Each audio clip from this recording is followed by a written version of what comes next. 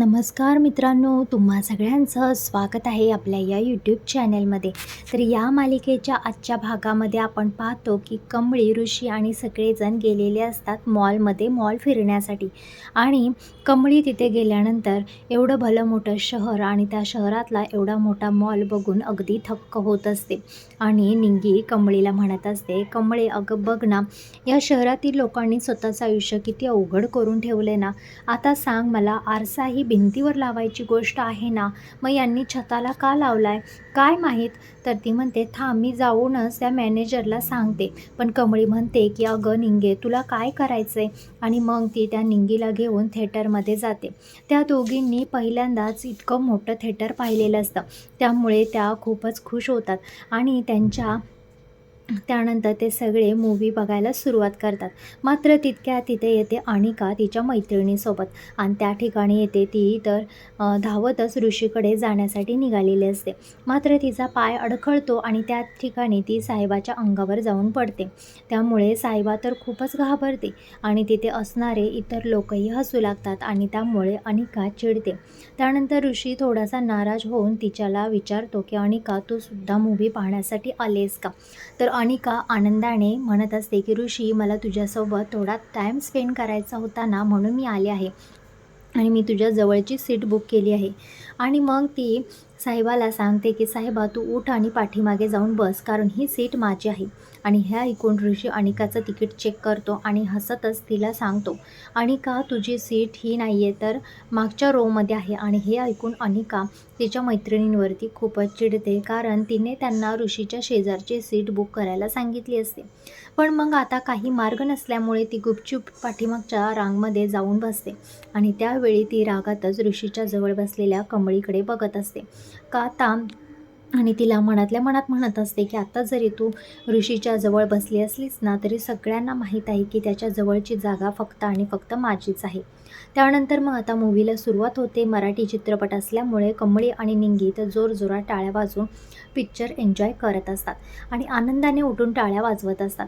त्यामुळे अनिकाला खूप राग येतो आणि ती चिडते आणि म्हणू लागते, एक गावच्या गपचूप खाली बसा म्हणून, आणि टाळ्या वाजवायची काही गरज नाही आहे. आणि त्यामुळे कमळी आणि निंगी काहीही न बोलता दोघी खाली बसतात. पण अनिकाचा असा असा स्वभाव बघून ऋषीला मात्र खूप वाईट वाटत असतं. त्याला बिलकुलही तिचा स्वभाव असा आवडत नाही. आणि त्यानंतर पुन्हा एका सीनला कमळी उठून टाळ्या वाजवायला लागते.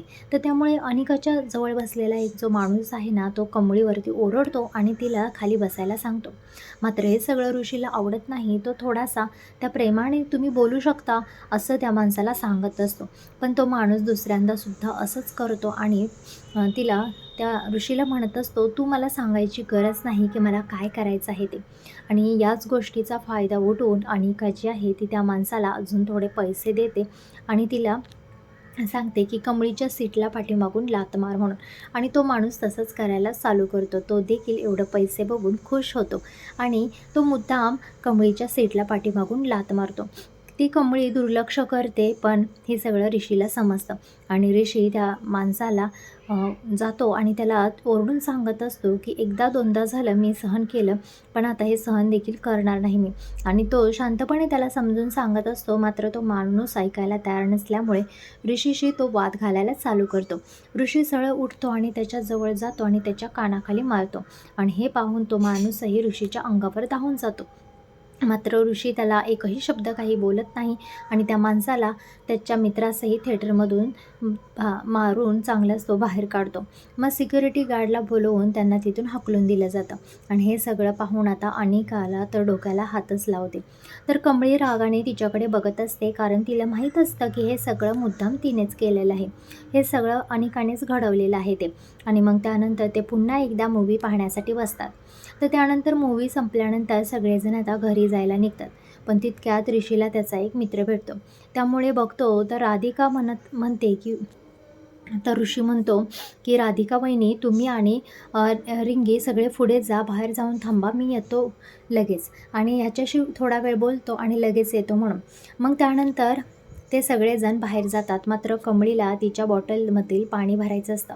त्यामुळे ती तेथील एका दुकानात जाते. मात्र नेमकं तिथे दुकानदार तिला पाण्याची किंमत विचारल्यावर ₹70 असं सांगतो. मग ती म्हणत असते की एवढं महाग पाणी, इतकं महाग विकताय तुम्ही? तो दुकानदार म्हणतो की मॉलमध्ये पाण्याची बॉटलीची प्राईस एवढीच असते म्हणून. तुम्हाला घ्यायचं असेल घ्या, नाहीतर घेऊ नका म्हणून. आणि ते ऐकून मग कमळी खूपच चिडते आणि म्हणत असते की हे बघा, पाण्याची किंमत ना तुम्ही मला सांगू नका. मी एका शेतकऱ्याची नात आहे आणि त्यांची पाण्याची किती किंमत आहे हे माझ्याशिवाय दुसरं कोणीही जाणत नाही आहे. मग याचा अर्थ असा नाही की तुम्ही दिवसाढवळ्या लोकांना लुटायचं आहे. ₹70 तुम्ही पाण्याची बाटली म्हणजे काय खायची गोष्ट आहे का? आणि त्यावेळी तो दुकानदार चिडून म्हणतो की हे बघा, तुम्हाला पाण्याची बॉटल घ्यायची असेल तर घ्या, नाहीतर नका घेऊ, नाहीतर जा माझ्याविषयी तक्रार करा.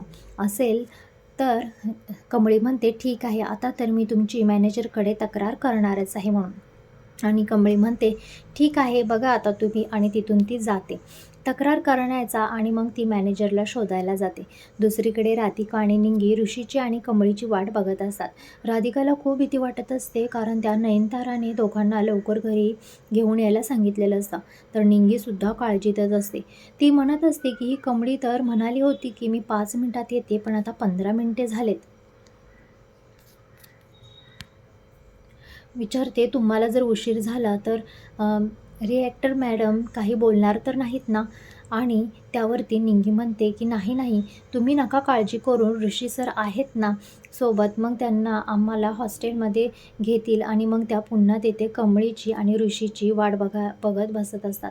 दुसरीकडे कमळी पाणी घेण्यासाठी एका कूलरजवळ जाते आणि त्याचवेळी अनिका ही तिच्या पाठीपाठी येते. कमळी नेमकं काय करते अनिका लपून छपून बघत असते.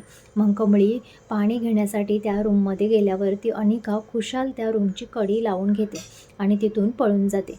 तर दुसरीकडे साहेबा राधिकाकडे येतो तरी तिला विचारत असतो की कमळी आणि ऋषी अजून आले नाहीत का? तर राधिका म्हणत असते नाही नाही ना साहेबा.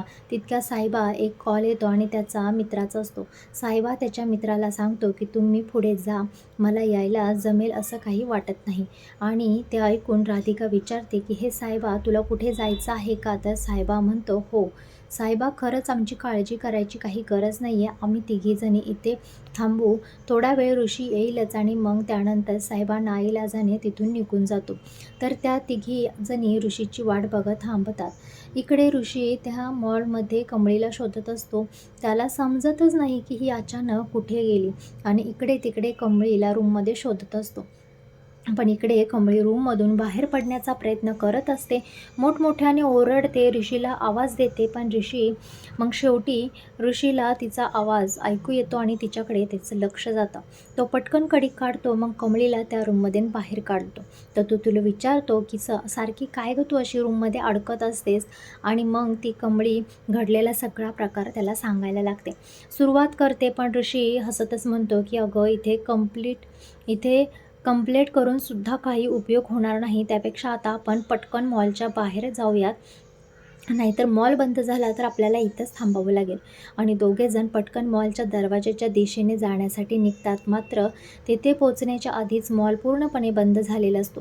त्यानंतर जेव्हा ऋषी आणि कमळी त्या ठिकाणी पोहोचतात तेव्हा त्यांना प्रश्न पडतो की अचानक लाईट्स का गेल्यात? आणि मग दोघेजण बारकाईने पाहतात तेव्हा त्यांच्या लक्षात येते की संपूर्ण मॉल बंद झाला आहे आणि अगदी बाहेरचा दरवाजा देखील. आणि त्यामुळे ते दोघेजण काळजीत पडतात. कमळे तर घाबरून म्हणत असते की सर, आता मला भीती वाटत आहे, आपण काय करायचं, इथून बाहेर कसं पडायचं? आणि त्याचवेळी ऋषीलाही समजत नाही की नेमकं काय करावं ते. तर मित्रांनो, आता या मालिकेमध्ये आता पुढे आपण असं पाहणार आहोत की जी राधिका आहे ती घरी जाते आणि तिला घरातले सगळे विचारतात की ऋषी आणि कमळी कुठे म्हणून. ऋषी कुठे असं विचारल्यानंतर जेव्हा आता राधिकाला सगळं काही खरं सांगावं लागतं आणि राधिका सांगते की ऋषी कुठं आहे ते.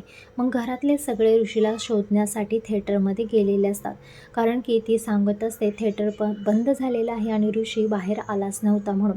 आणि मग घरातले सगळे गेल्यानंतर त्यांना समजतं की मॉल उघडायला लावतात आणि बघतात तर ऋषी जो आहे तो मॉलच्या आतमध्ये एका बाकड्यावरती या कमळीसोबत बसलेला असतो. आणि घरातल्यांना तर खूपच आश्चर्याचा धक्का बसतो की कमळी त्याच्या मांडीवरती डोकं टेकून झोपलेली आहे म्हणून.